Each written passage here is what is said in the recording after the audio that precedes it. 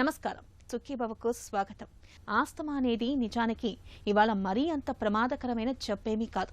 దీన్ని అదుపులో ఉంచడానికి ఆధునిక వైద్యంలో మందులతో పాటు ఇన్హేలర్ల వంటి సమర్థవంతమైన చికిత్సలు చాలానే ఉన్నాయి.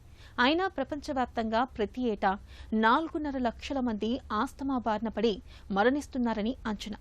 వీరిలో దాదాపు సగం మంది మన దేశానికి చెందిన వారే కావడం దురదృష్టకరం. నిజానికి నోటి ద్వారా పీల్చుకునే ఇన్హేలర్ మందులను సరిగ్గా వాడుకుంటే ఉబ్బసాన్ని చాలా వరకు అదుపులో ఉంచుకోవచ్చు. రోజువారీ పనులను హాయిగా ఆనందంగా చేసుకోవచ్చు. మరణాలను దాదాపుగా అరికట్టొచ్చు. అందుకే ఇన్హేలర్ చికిత్సలను అందరికీ అందుబాటులోకి తేవాలని ప్రపంచ ఆస్తమా దినం ప్రత్యేకంగా పిలుపునిస్తుంది. ఈ నేపథ్యంలో ఆస్తమాను అదుపు చేసే ఇన్హేలర్ల గురించిన పూర్తి వివరాలని ఇప్పుడు తెలుసుకుందాం.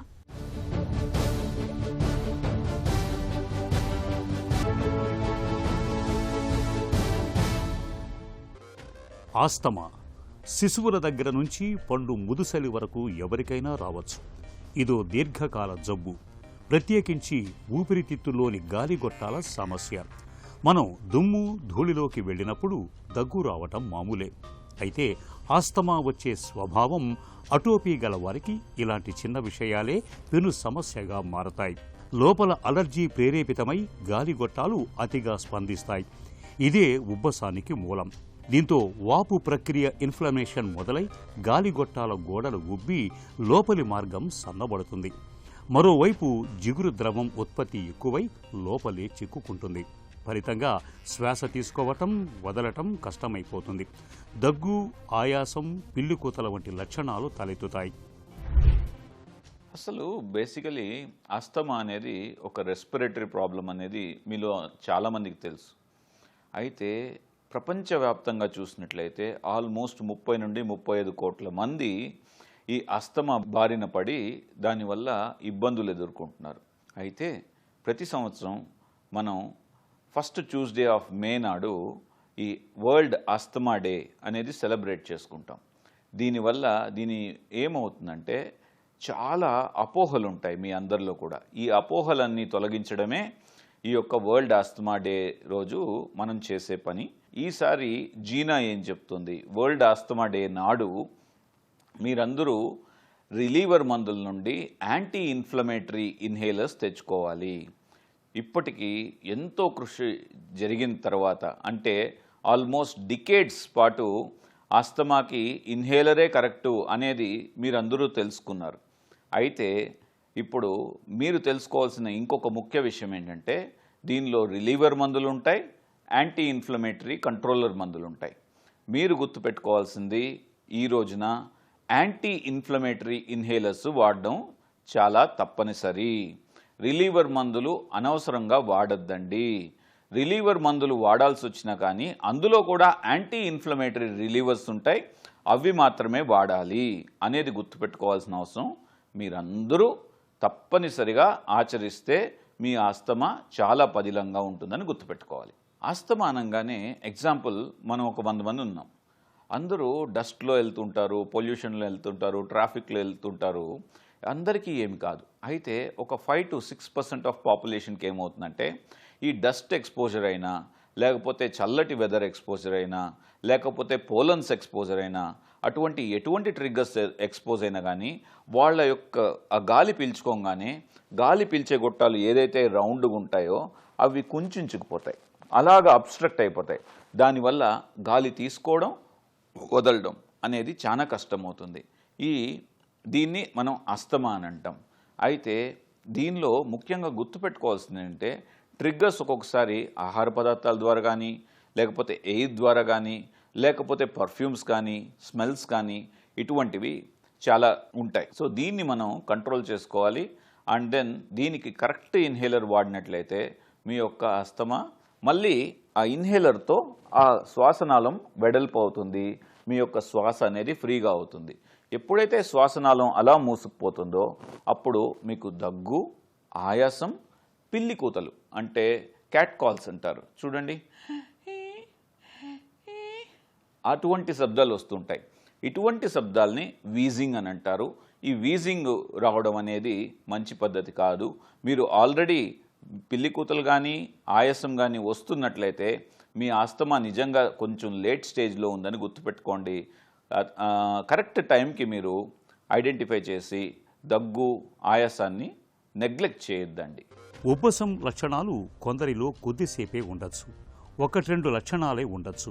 కొందరికి ప్రత్యేకించి కొన్ని సమయాల్లోనే తలెత్తవచ్చు. ఎప్పుడెలా మొదలైనా తీవ్ర అసౌకర్యం కలిగిస్తాయి. నిద్ర సరిగా పట్టకపోవటం, పగటిపూట అలసట, ఏకాగ్రత కొరవవటం మూలంగా పిల్లల్లో చదువులు దెబ్బతినచ్చు. పెద్దవారిలో ఉద్యోగాలు, పనులకు, వ్యాపారాలకు ఆటంకం కలగవచ్చు. సమస్య మరీ తీవ్రమైతే ఆసుపత్రిలో చేర్చి చికిత్స చేయాల్సి రావచ్చు. కొందరికిది ప్రాణాంతకంగానూ పరిణమించవచ్చు. ఇక్కడే ఇన్హేలర్ చికిత్సలు సంజీవనిగా ఆదుకుంటున్నాయి. వీటిలోని బ్రాంకోడైలేటర్స్ అంటే రిలీవర్సు ఉన్నట్టుండి ఆస్తమా ఉధృతం కాకుండా చూడటానికి, లక్షణాలు సత్వరం ఉపశమించటానికి తోడ్పడతాయి. కార్టికోస్టెరాయిడ్ మందులు అంటే కంట్రోలర్స్ అనేవి వాపు ప్రక్రియను అదుపులో పెడుతూ ఆస్తమా దీర్ఘకాలం నియంత్రణలో ఉండటానికి తోడ్పడుతుంది. ఇలా జబ్బు తగ్గటానికి, పనులకు ఆటంకం కలగకుండా చూసుకోవటానికి, మరణాలను నివారించటానికి ఇన్హేలర్లు ఎంతగానో దోహదం చేస్తాయి. కాకపోతే వీటిని సరిగ్గా వాడుకోవటం, అపోహలు తొలగించుకోవటం చాలా ముఖ్యం. ఆస్తమా మనకు టాబ్లెట్ రూపంలో ట్రీట్ చేసుకోవచ్చు, ఇన్హేలర్ రూపంలో ట్రీట్ చేసుకోవచ్చు. అయితే గడిచిన ఒక 10 years, 20 years, 30 years బ్యాక్ చూసినట్లయితే చాలామంది, మీరు కూడా గమనించుంటారు, మీ ఇంట్లో పెద్దవాళ్ళు కానీ ఇలాగా ఆయాసం రాగానే హాస్పిటల్కి వెళ్తారు, డెరిఫిలిన్ డెకడ్రాన్ అనే ఇంజెక్షన్ వేసుకుంటారు. ఈ డెరిఫిలిన్ డెకడ్రాన్ ఇంజెక్షన్ వేసుకోగానే మళ్ళీ వాళ్ళు ఒక 2-3 రోజులు మంచిగా అయిపోతారు, మళ్ళీ ఆయాసం స్టార్ట్ అవుతుంది. అయితే డెరిఫిలిన్ కానీ డెకడ్రాన్ కానీ, డెరిఫిలిన్ ఏమవుతుందంటే గుండె మీద సైడ్ ఎఫెక్ట్స్ ఉంటాయి. డెకడ్రాన్ అనేది ఇంట్రావీనస్ స్టిరాయిడ్. ఈ ఇంట్రావీనస్ స్టిరాయిడ్ వాడడం వల్ల బోన్స్ వీక్ అయిపోవడం, బీపీ రావడం, అసిడిటీ రావడం, కుషింగాయిడ్ సిండ్రోమ్ అంటారు, అంటే ఒక త్వరగా ఏజ్ అయిపోయినట్టు కనబడడం, ఇలాంటివన్నీ సైడ్ ఎఫెక్ట్స్ ఉంటాయి.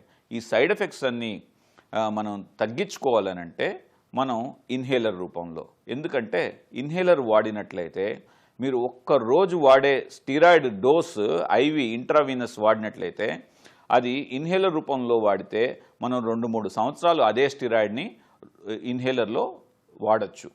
అంటే ఒక్క సైడ్ ఎఫెక్ట్స్ మనం తగ్గించాలంటే స్టిరాయిడ్ డోసులు తగ్గించుకోవాలి.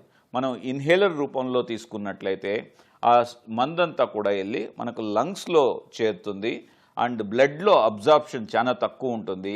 సిస్టమిక్ సైడ్ ఎఫెక్ట్స్ అంటే గ్యాస్ట్రైటిస్ కానీ, బోన్స్ వీక్ అవడం కానీ, బీపీ రావడం కానీ, కుషింగ్ సిండ్రోమ్ అనుకున్నాం, అటువంటి తీవ్రమైన సైడ్ ఎఫెక్ట్స్ రాకుండా మనల్ని మనం కాపాడుకోవాలంటే ఇన్హేలరే కరెక్ట్ పద్ధతి. మెరిసేదంతా బంగారు కాదంటారు. అలానే ఇన్హేలర్ అంతా కూడా కంట్రోలర్ మందుతో ఉంటున్నది అని అనుకోవద్దండి. చాలా సంవత్సరాల పాటు రిలీవర్ మందులు అంటే బ్లూ ఇన్హేలర్ అంటారు, అందులో సాల్బుటమాల్ ఉంటుంది, లీవోసాల్బుటమాల్ ఉంటుంది. ఇవి ఏం చేస్తాయంటే, మీకు ఒక ఉదాహరణ చెప్పాలనుకుంటున్నాను. మనం కారులో ఫాస్ట్గా డ్రైవ్ చేస్తున్నాం. సో సడన్గా ఒక వ్యక్తి అలాగా రోడ్ క్రాస్ చేస్తున్నాడు. సో మనం హారన్ వేస్తే సరిపోతుందా, బ్రేక్ కూడా వేయాలనా? హారన్ వేయాలి, దాంతోపాటు బ్రేక్ కూడా కావాలి. అలానే మనం హారన్ ఒక్కటే వేసేసి మనం ఫాస్ట్గా వెళ్తున్నాం అంటే యాక్సిడెంట్ తప్పనిసరిగా అయిపోతుంది. అలానే ఈ హారన్ అనేది రిలీవర్ లాంటిది. అంటే ఇమీడియట్గా ఒక అలర్టివ్ మారి కొద్దిగా ఒక 10 నిమిషాలు ఒక గంట పాటు రిలీవ్ చేస్తుంది సిమ్టమ్స్ని. కానీ మనం కంట్రోల్ చేయాలంటే ఆ కారుకి వేసిన బ్రేక్ లాగా ఈ కంట్రోలర్గా ఈ యాంటీ ఇన్ఫ్లమేటరీ మందులు వాడినట్లయితే, ఈ యాంటీ ఇన్ఫ్లమేటరీ ఇన్హేలర్స్ చాలా ఉన్నాయి మార్కెట్లో. అటువంటి యాంటీ ఇన్ఫ్లమేటరీ ఇన్హేలర్స్ మనకు ఖచ్చితంగా వాడాలి. ఆ యాంటీ ఇన్ఫ్లమేటరీ ఇన్హేలర్ అని అంటే గుర్తుపెట్టుకోండి, అందులో స్టిరాయిడ్ డోసు తగిన మోతాదులో ఉండాలి. కొందరికి తక్కువ స్టిరాయిడ్ సరిపోతుంది, కొందరికి ఎక్కువ స్టిరాయిడ్ అవసరమవుతుంది. అది మీ యొక్క పల్మనాలజిస్ట్ మాత్రమే నిర్ధారించగలుగుతారు. మీకు ఎటువంటి డోస్ ఆఫ్ స్టిరాయిడ్ అవసరమో అటువంటి యాంటీ ఇన్ఫ్లమేటరీ ఇన్హేలర్ వాడడం వల్ల మీ యొక్క ఆరోగ్యం, మీ యొక్క ఆస్తమా మీ చేతుల్లోకి వస్తుందని గుర్తుపెట్టుకోండి. ఆస్తమాను అదుపు చేసే మందుల్ని మాత్రల రూపంలో తీసుకుంటే ఎక్కువ మోతాదు కావాలి. తీసుకున్న మందు రక్తంలో కలిసి ఊపిరితిత్తులకు చేరడానికి చాలా సమయమే పడుతుంది. అదే ఇన్హేలర్లో అయితే మందును తక్కువ మోతాదులో తీసుకుంటే సరిపోతుంది. తీసుకున్న మందు నేరుగా ఊపిరితిత్తులకు చేరుతుంది.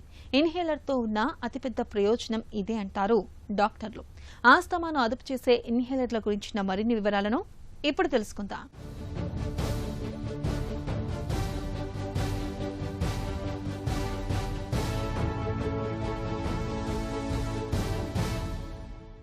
ఉబ్బసం ఊపిరితిత్తుల సమస్య కాబట్టి నేరుగా అక్కడే ప్రభావం చూపే మందులైతే బాగా ఉపయోగపడతాయి. ఇన్హేలర్ల గొప్పతనం ఇదే. గాలిగొట్టాలను విప్పాల్చే బ్రాంకో డైలేటర్లు, వాపును తగ్గించే కార్టికోస్టెరాయిడ్ మందులను నోటితో పీల్చుకునే రూపంలో తీసుకుంటే ఎక్కువ ప్రయోజనం కలుగుతుంది. అది అతి తక్కువ మోతాదులోనే. మాత్రల రూపంలోనైతే ఎక్కువ మోతాదు మందు కావాలి. ఇది జీర్ణమై రక్తంలోకి, అక్కడి నుంచి ఊపిరితిత్తుల్లోకి చేరుకోవటానికి ఎక్కువ సమయం పడుతుంది. ఈ క్రమంలో శరీరంలోని ఇతర భాగాల మీద దుష్ప్రభావం చూపుతుంది. మందు కూడా ఊపిరితిత్తులకు తక్కువగానే చేరుకుంటుంది. అదే ఇన్హేలర్ రూపంలోనైతే అతి తక్కువగా 200 మైక్రోగ్రాముల మోతాదు మందే సరిపోతుంది. ఊపిరితిత్తుల్లో సమస్య ఉన్నచోటే నేరుగా ప్రభావం చూపటం వల్ల వెంటనే గాలిగొట్టాలు విప్పారతాయి. వాపు తగ్గుముఖం పడుతుంది. సత్వరం ఉపశమనం లభిస్తుంది. మనం వాడే ఇన్హేలర్లో ఉండే మందు ఎప్పుడు కూడా మైక్రోగ్రాముల్లో ఉంటుంది. వెరాస్ ట్యాబ్లెట్లలో మిల్లీగ్రాముల్లో ఉంటుంది. సో మైక్రోగ్రామ్కి మిల్లీగ్రామ్కి అప్రాక్సిమేట్గా చేయాలంటే మనం ఇన్హేలర్ ద్వారా వాడే స్టిరాయిడ్ ఒక సంవత్సరం పాటు ఒక డోస్ అనుకోండి, ఒక 10 mg వాడాము ఒక సంవత్సరంలో అని అనుకోండి. అదే మనం ట్యాబ్లెట్ రూపంలో వాడాల్సి వస్తే అది ఒక రోజులోనే కంప్లీట్ అయిపోతుంది. సో కాబట్టి మనం అదే 10 mgని ఒక సంవత్సరం మొత్తం తీసుకోవడానికి ఇష్టపడతామా, లేకపోతే ఒక్క రోజులో కంప్లీట్ చేయడానికి ఇష్టపడతామా? ఎంత తక్కువ డోస్లో మన లంగ్స్ ఆస్తమా నుండి రిలీఫ్ అవుతున్నదో అంత తక్కువ డోస్ మనం పెట్టుకోవడం ఓన్లీ ఇన్హేలర్ వల్లనే సాధ్యమవుతుందని గుర్తుంచుకోవాలండి. ఇన్హేలర్లు ఇవాళ మనకు చాలా రూపాల్లో అందుబాటులోకి వచ్చాయి. Rotahaler, meter dose inhaler, breath activated device, ఇలా రకరకాల రూపాల్లో ఇన్హేలర్లు లభిస్తున్నాయి. వీటిని సరైన పద్ధతిలో వాడుకోవటం ముఖ్యం. అప్పుడే మందు తగినంత మోతాదులో లోపలికి వెళుతుంది. ముందుగా ఇన్హేలర్ మూత తీయాలి. తలను కాస్త వెనక్కి వంచి గట్టిగా శ్వాస తీసుకొని వదలాలి. నోట్లో పెట్టుకునే భాగాన్ని నాలుక, పళ్ల మధ్యలో పెట్టుకోవాలి. మందును వదిలే పైభాగాన్ని కిందికి నొక్కుతూనే నెమ్మదిగా గాఢంగా శ్వాస తీసుకోవాలి. 10 సెకండ్ల పాటు శ్వాసను అలాగే పట్టి ఉంచి నోటి ద్వారా గాలి వదలాలి.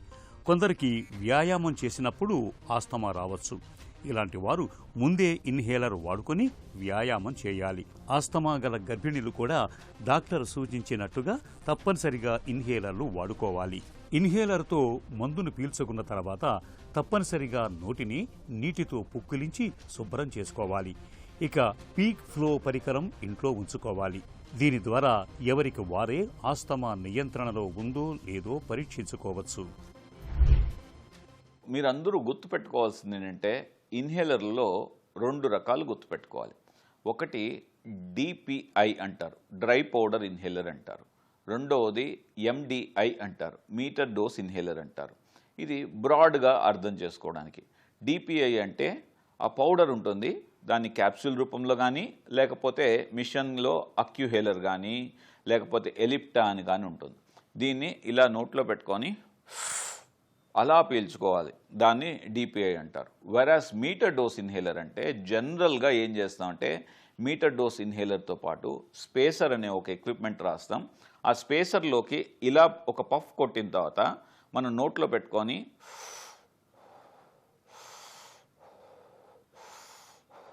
అలాగా ఆ స్పేసర్లోకే గాలి తీసుకోవడం, గాలి వదలడం, అలా 5 times మినిమం చేయాల్సి ఉంటుంది. మళ్ళీ ఒక హాఫ్ ఎ మినిట్ గ్యాప్ ఇచ్చి మళ్ళీ స్పేసర్లో నుండి సెకండ్ డోస్ కూడా తీసుకోవచ్చు అన్నమాట. సో ఇది 2 ఇంపార్టెంట్ పద్ధతులు. మనకు మన లంగ్ ఫంక్షన్ ఎంత ఉంది అని తెలుసుకోవడానికి వేరియస్ పరికరాలు ఉంటుంది. చిన్న టెస్ట్లు మీరు ఈవెన్ సోషల్ మీడియా, వాట్సాప్, ఫేస్బుక్లో చూస్తుంటారు. అంటే ఇలా గాలి తీసుకొని ఎంతసేపు మనం బ్రెత్ హోల్డ్ చేయగలుగుతాం అనేది చాలా crude method. But again PFR అనేది ఒక equipment, peak expiratory flow meter అని అంటారు. దాన్ని ఇలా పెట్టుకొని అనేసి అన్నప్పుడు అది ఎంత మూవ్ అయింది అనేది ఉంటుంది. దానికి వేరియస్ నోమోగ్రామ్స్ ఉంటాయి. మీ ఏజ్కి, మీ బరువుకి, మీరు ఇండియన్ అయితే ఎంత ఉండాలి అండ్ వెస్ట్రన్ అయితే ఎంత ఉండాలి అనే ఒక నోమోగ్రామ్స్ ఉంటాయి. దాన్ని బట్టి చెక్ చేసుకోవచ్చు అనమాట. ఇది చాలా చాలా ఈజీ పద్ధతి. అండ్ దెన్ తప్పకుండా ఇంట్లో ఆస్థమాటిక్స్ అందరూ కూడా వాడడం చాలా ఇంపార్టెంట్. అయితే హాస్పిటల్కో క్లినిక్కో వచ్చినప్పుడు ఏమవుతుందంటే స్పైరోమెట్రీ అంటారు. ఇందులో ముఖ్యంగా గుర్తుపెట్టుకునేది FEV1 ఫోర్స్డ్ ఎక్స్పిరేటరీ వాల్యూమ్ అంటారు, ఇదొకటి. తర్వాత పి అండ్ స్మాల్ ఎయిర్వే డిస్ఫంక్షన్కి MEF అంటారనమాట. సో ఇవి రెండు కూడా మనం జాగ్రత్తగా చూసుకోవడం జరుగుతుంటుంది. దీన్ని మెజర్ చేసుకొని నార్మల్ ఎప్పుడు కూడా 80% ఉంటుంది. 80% కన్నా తగ్గిందని అంటే మీకు ప్రాబ్లం ఉన్నట్టు. మీ యొక్క ఇన్హేలర్ మోతాదు డోస్ని ఏం చేస్తామంటే 80% కన్నా తక్కువ ఉందంటే పెంచుతాం. కొందరికి 40%, 30% ఉంటుంది.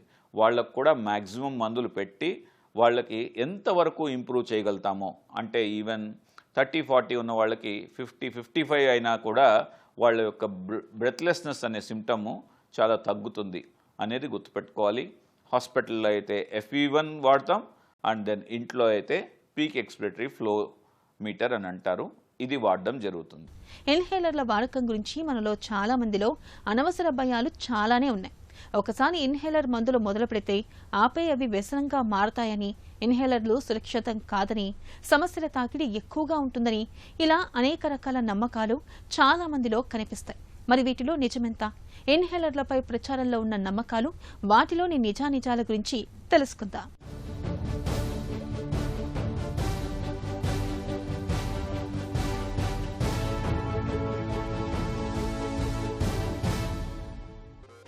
ఆస్తమాను అద్భుతంగా అదుపులో ఉంచే ఇన్హేలర్ల మీద మన దగ్గర అనేక రకాల అపోహలు, భయాలు నెలకొని ఉన్నాయి.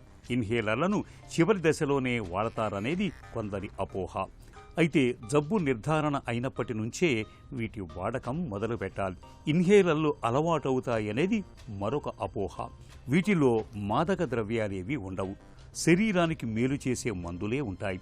ఇవేవి వ్యసనానికి దారి తీయవు. కాబట్టి భయాలు అక్కర్లేదు. ఇన్హేలర్లకు ఎక్కువ ఖర్చవుతుందనేది ఇంకొందరి అభిప్రాయం.